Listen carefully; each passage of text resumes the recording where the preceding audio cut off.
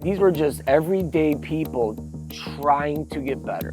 Vulnerable patients, traumatized. We just couldn't believe somebody come here to get help and people are dying. Healthcare workers speaking out. We failed them. We failed all of them in some way. Grieving families looking for answers. How could you do that to people that need help? And company leaders and state officials who don't want to talk about any of it. You have nothing to say about this at all. Nothing to say to you. Right now, 13 Investigates is going to take you on our year-long journey to find out what happened inside. Thanks for joining us for this 13 Investigates special report. 3 healthcare facilities shut down by the state of Indiana. Now, 13 Investigates has learned those facilities could reopen. But should they be allowed to? Before you decide, first, I'm going to show you what happened inside the medical centers that forced the state to shut them down, and why some former patients and staff insist they should stay that way. The parking lot is empty, the dining hall vacant, hallways deserted. This is Praxis of South Bend, an addiction recovery center located just outside Mishawaka. 160 patients used to fill this place until the state of Indiana shut it down in the summer of 2023. These former patients say that should have happened sooner. It was just a nightmare. I experienced nothing but neglect. It's scary as hell. What exactly happened here, and how could it happen? 13 Investigates has been tracking down answers for more than a year, traveling nearly 2,000 miles in the process. Some answers are hard to hear. They suffered.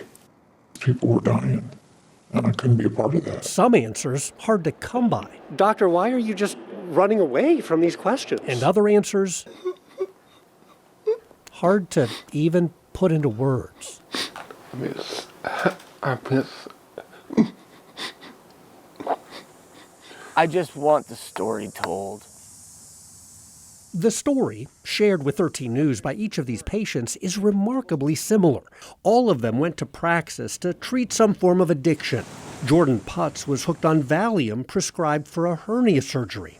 I was taking it every day for 17 years. You want it off? Yeah. Brandon Truax's battle is with alcohol. One day at a time. He had been doing well until his brother died and Brandon started drinking again. I got myself back into rehab recovery center as quick as possible.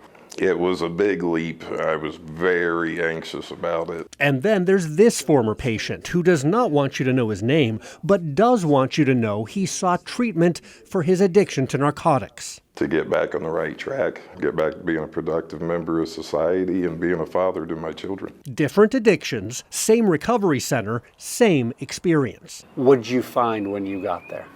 Like, just chaos. Utter chaos. Absolute chaotic. Each of these men spent several weeks at Praxis of South Bend. They say inside the facility, vulnerable patients had to battle more than just their addictions. Not enough food, daily fights, the constant stench of sewage from backed up plumbing. We had feces in the floor flooding out into our rooms. Staff didn't clean it up. We're required to clean things up like that ourselves. Patients who were there for recovery had to do the cleanup themselves? Absolutely.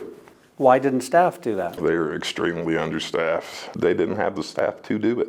Making matters worse, patients say the same narcotics and street drugs that many patients were trying to escape were being smuggled into the rehab center. Everything they're trying to get away from is like in the facility. But the biggest complaint is the treatment patients received or did not receive. Patients say most of the teachers and classes were very good. There were staff in there who were really committed to trying to help people. There simply was not enough staff to go around. Did you see a doctor while you were there? Never met a doctor. Oh no, absolutely not. I never saw a medical doctor. Instead, patients say their treatment plans were administered by nurse practitioners who are trained to prescribe medications. But those nurse practitioners were not actually there. I saw a nurse practitioner through a Zoom meeting who was prescribing me medications without ever setting eyes on me. It was a 3-minute Zoom call, and she put me on 3 different medications. I went in to get off of one medication, but 14 days later, I was put on 6 medications to get off this one medication and with no doctor to go to. Inside the building, there were some nurses, but patients say they were short-staffed and overwhelmed, which led to mistakes. There were times that my medication was given to other patients instead of me. They mixed up my meds. They gave me somebody else's medicine, and the nurse was like, she goes, well, that stuff happens. I feel bad for the nurses that were there. They were not ready for this. It was like going into battle and doing triage on a war field. The battles were not just hypothetical. Patients say they saw violence on a regular basis. I broke up 2 different fights while I was in there. Jordan ended up in the hospital after he says he was attacked inside the rehab center by a younger patient. One of the kids came in, threw me down on the ground, hit me in the face, slammed my head into the ground. There's pretty much a full melee going on. People are yelling, throwing things, fighting. And the 2 nurses that were there to look over us had locked themselves in the medication closet. It was terrifying. I thank to God every day that I got out of there. Not all patients can say that. During a single week in July 2023, 3 separate patients died inside this Indiana rehab center. Coroner reports show 46-year-old William Breda died of chronic alcohol use disorder. 19-year-old Seth Jones died from the combined effects of 2 medications commonly used to treat withdrawal symptoms. And 38-year-old William Harris, the cause of his death, his mom learned that from a police officer. He said that your son committed suicide. So I said, are you sure it was my son? Donna and James Harris say their youngest son loved music, dance, sports, and knew how to make people laugh. At South Bend, Washington High School, William ran cross country, played oboe in the school orchestra, and served on the student council. He then graduated from Indiana State and planned to be a teacher. That is, until he got hooked on drugs. Well, he hid it very well for a long time. After years of addiction, William decided to get help. He chose Praxis of South Bend for his treatment and made arrangements to go there straight from his parents' house. He seemed upbeat about going there. I still see him standing out front with all this stuff, waiting for a ride. I guess it was an Uber that Praxis had sent to pick him up. He had called them. This is the last time I saw my son. Oh, God. You were one of the people who found him? Yeah. And that's one of the things that gives me nightmares. I remember him being in a really down mood, and he told staff repeatedly that day that he wasn't feeling well and he was feeling suicidal. They told him that they would let the proper people know and they would get back to him. And he didn't hear anything. By the time most of the staff who could help him left, and he hung himself. After the deaths at Praxis of South Bend, Indiana's Family and Social Services Administration ordered the Addiction Recovery Center to stop accepting new patients while state regulators investigated. A few weeks later, the agency's Division of Mental Health and Addiction notified the center it was taking emergency action, revoking its certification and shutting the place down. And not just this rehab center. At the same time, FSSA ordered the closure of 2 other facilities in Carmel and Bluffton. All 3 recovery centers are owned, operated, and managed by the same company, Landmark Recovery. So you've probably seen enough of these investigations to know this is the part of the story where I would normally tell you I've reached out to Landmark Recovery and this is what they had to say. Except in this case, I can't do that. 13 Investigates has not heard a single word from Landmark Recovery. Not about the deaths, not about the forced closures, not about the allegations of neglect or mismanagement. None of it. So far, 13 Investigates has not had a single one of our questions answered. Not one. And we've tried. Oh, we have tried. My multiple emails to the company's PR department over the past 4 months went unanswered. Calls to Landmark's local attorney got no response. And calling the CEO's cell number, that didn't get me anywhere either. Please try your call again later. Goodbye. Registered letters to the CEO, those were ignored. All my email messages to other Landmark recovery offices were undeliverable. And when Landmark call center staff told me to try calling other Landmark phone numbers, those were disconnected. You have reached a non-working number. So, my photojournalist and I drove 5 hours south to Franklin, Tennessee. This is the company headquarters for Landmark Recovery. At least it's the address Landmark lists as its headquarters. But when I got off the elevator, I discovered that's no longer true. Tenants in this office building tell me this entire floor used to be Landmark Recovery. But take a look inside now, you can see they've moved out. Room after room of empty cubicles and offices. While the company has not responded directly to 13 Investigates, Landmark did issue a media statement back in 2023 about the deaths at its South Bend Recovery Center. The Landmark statement to WNDU said William Harris's suicide included no illicit substance, injuries, or any other suspicious circumstances involved. And the company pointed to St. Joseph County coroner reports showing Seth Jones's toxic medication death was considered an accident, while William Breda's death from chronic alcohol use was listed as natural. Despite the different causes of death, former patients say all of the tragedies have one thing in common. I believe all 3 of those deaths could have been prevented if they were checking the rooms like they should have. Every last one of them was preventable if they'd done a 15-minute wellness check like they were supposed to do. I think all those men would be here today. I was told this was a hospital where I'd be heavily monitored. Were you heavily monitored? Oh, no, absolutely not. There was no monitors. I didn't come out of my room for 2 days because my anxiety was bad and nobody even checked on me. And I hadn't even eaten. Nobody even checked on me. I hadn't had my blood pressure meds or anything. No one came in to ask you any questions to see how you were doing? No.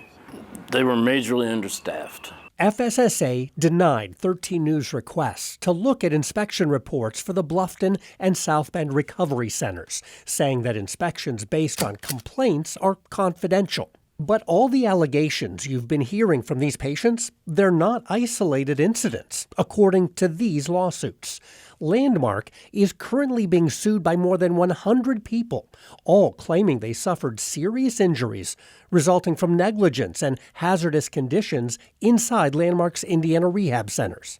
And 13 Investigates obtained this report from an administrative law judge who reviewed the state's decision to shut down Landmark's facilities. It includes descriptions of the state's inspections and investigations, and the legal document supports the claims of neglect made by former patients. Included in the judge's findings of fact, state investigators determined Landmark had a safety problem described as glaring and significant when it came to monitoring patients, even those who were suicidal. For one of the patients who died, FSSA reported, although checks every 15 minutes were ordered, only 4 checks were documented over a 2-day period, and no therapy at all provided after the individual's report of suicidal ideations. For another patient, investigators found an insufficient nursing response, and checks were ordered to be conducted every 30 minutes, but documentation did not reflect that the regular monitoring took place. And for the third patient, investigators found incomplete documentation and assessments. Required medications were unavailable, and evidence of any therapy was non-existent. The judge's report says FSSA's Division of Mental Health and Addiction also compiled a list of unreported critical incidents that Landmark failed to report to the state, including drug overdoses, medical incidents that required hospital transports, another suicide attempt, and instances of alleged battery and assault, all at the South Bend Treatment Center. And the judge pointed out during another inspection at the facility in Bluffton, inspectors identified 37 items that required a corrective action plan, including concerns over a lack of appropriate and adequate supervision, missed medication doses, lack of training of staff in medication monitoring and safety practices, and overall uncleanliness of the facility. Landmark claimed FSSA's order shutting down all 3 of its Indiana treatment centers was not justified. At a formal hearing, The company provided letters of support from former patients and community advocates who said they were forever grateful for what they described as top-tier treatment that was making a difference and that gave patients their lives back. And Landmark's attorneys asked the administrative law judge to reverse the state's decision. The judge denied that request. But despite the ruling and all of the state's findings, these facilities could soon reopen. Landmark Recovery in the state of Indiana reached a settlement agreement. Landmark agreed not to appeal the state's decision to shut down 3 of its centers. And in exchange, FSSA agreed Landmark can apply to recertify and reopen those centers with additional monitoring and stipulations. Landmark can apply to reopen the center up in South Bend as early as April, and it can apply to reopen the centers in Carmel and Bluffton right away. 13 Investigates has learned steps have already been taken quietly for that to happen. FSSA told 13 News Landmark Recovery has not submitted any new applications to reopen its shutdown rehab centers. But an agency spokeswoman confirmed an application has been submitted to reopen the Carmel Recovery Center by a group called 13594 North Meridian Street Ops, LLC. Another application has been submitted to reopen the Bluffton Recovery Center by 1529 West Lancaster Street Ops, LLC. 13 Investigates tracked down both of those companies. According to the Indiana Secretary of State's office, the mailing address for the companies comes back to this office building in Franklin, Tennessee, and the exact same vacant office suite listed online by Landmark Recovery. And the person who signed the certificate of organization for the new companies, that would be Matthew Boyle, who happens to be the CEO of Landmark Recovery. While the company no longer operates here, 13 Investigates did track down Landmark's new headquarters with a different name on the door just a few miles away inside this much smaller office in Franklin, Tennessee. I'm looking for Matt Boyle. He is not here. The office manager told me the CEO was not in on the day I visited, but she said she'd pass along my request for an interview. 4 weeks later, still no response. Keep in mind, while Landmark, or whatever it's now calling itself, is hard to find and not commenting on its troubled past, the company can apply to reopen its shutdown addiction treatment centers. The question is, in light of the documented deaths and problems, should the company's application be approved? Do you think that's a good idea? Absolutely not. Absolutely not. I went in with one problem and came out with several. I definitely felt traumatized. It traumatized the rest of my life. It was a nightmare. It was a nightmare. And it's not just these former patients and some families who worry about Landmark reopening the doors of its shutdown treatment centers. Medical staff saw those things happening too. Every day. Some of the company's current and former employees also have concerns, like Sybil. Why are you here? Why are you sitting down to talk with me right now? Because I feel like just the general public are in harm's way. Sybil is not her real name, but she is a real medical professional who saw up close how Landmark operated its rehab centers in Indiana. The former staff member who spoke with 13 Investigates on the condition of anonymity was appalled at the things reported both by patients and coworkers and the things she saw firsthand. There were a significant volume of overdoses. There were sexual assaults reported. There were physical assaults reported. On a daily basis, it was reported that it was not a safe facility. Not safe, according to Sybil, because South Bend and some of Landmark's other facilities suffered from chronic staffing problems, resulting in seizures and other medical emergencies when patients did not get crucial medications on time. It could be 6, 8, 10, 12 hours later. And when it came to monitoring patients properly, well, based on staffing levels, Sybil said that was impossible. Patients were left unattended every day, multiple times a day. Every night, multiple times a night. Patients who were supposed to be watched closely? Intensively. Did you raise your concerns to the leadership? Repeatedly. What response did you get? None. It just got worse. Nobody wanted to hear from me. Anything that I could have said was not going to be beneficial to generate revenue. Why did you leave? Because people were dying. and I couldn't be a part of that. These people suffered mentally, physically, emotionally, financially, spiritually. Their families suffered. We failed them.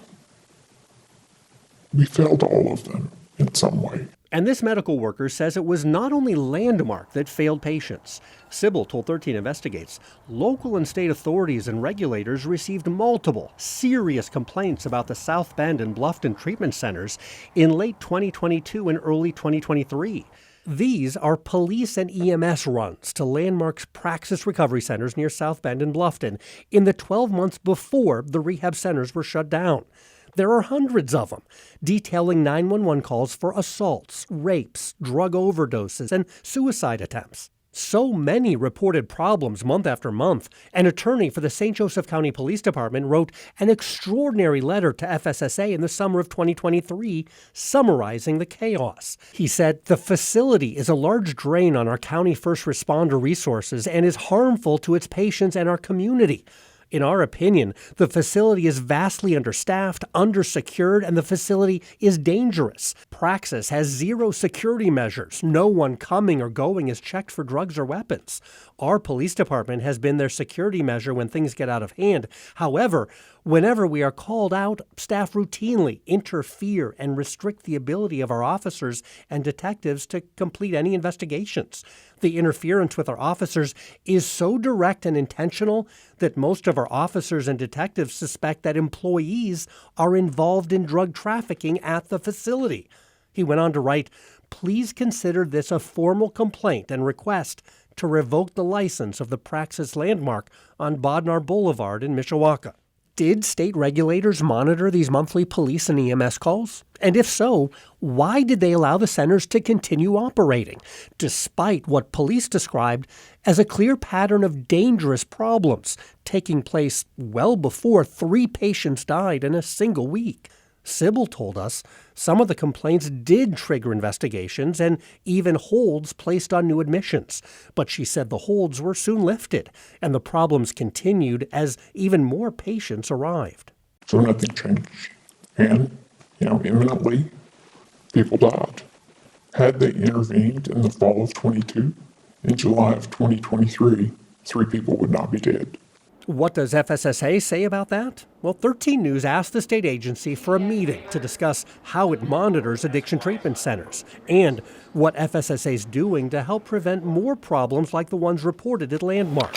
I also emailed the agency a list of questions. FSSA did not answer them or respond to my request for an interview. So I asked again a week later. And when I still got no answers, I went to the Indiana State House to a public hearing to talk with the man in charge of FSSA. Doctor, 13 News has been trying to talk with your agency now for weeks about Landmark Recovery.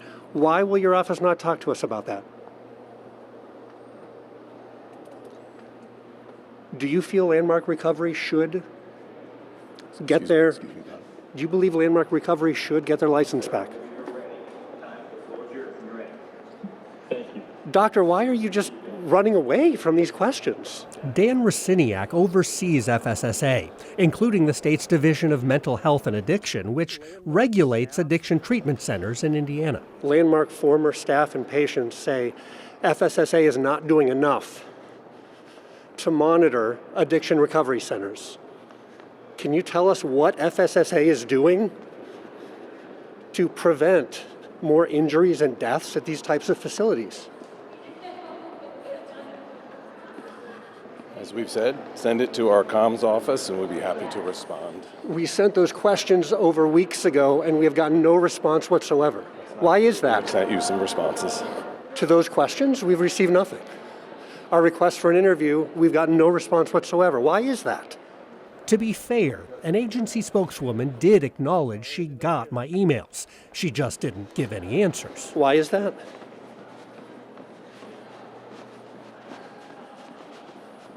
Why won't you just talk with us about these issues?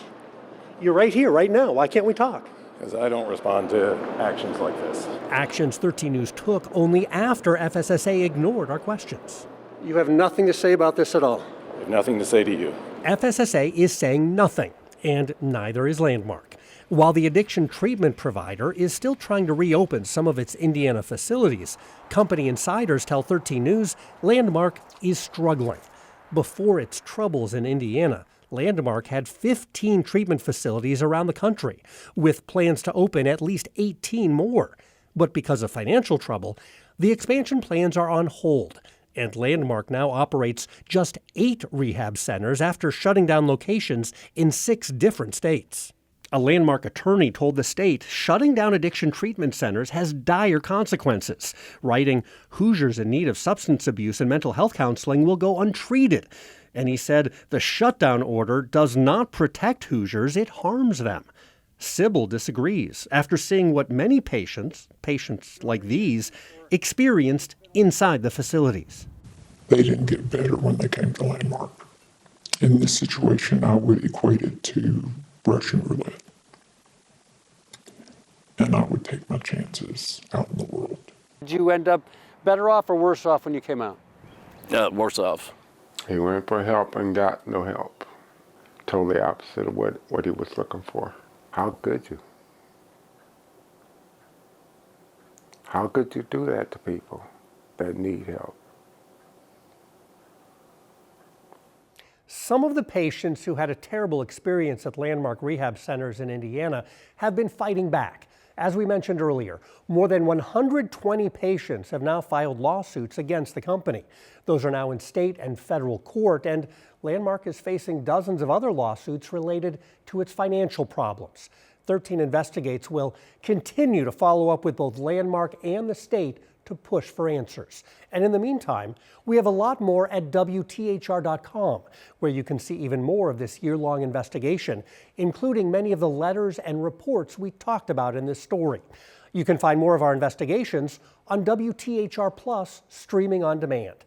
And if you have a tip for 13 Investigates, we'd love to hear from you. Thanks for watching this 13 Investigates special, What Happened Inside? I'm Bob Siegel.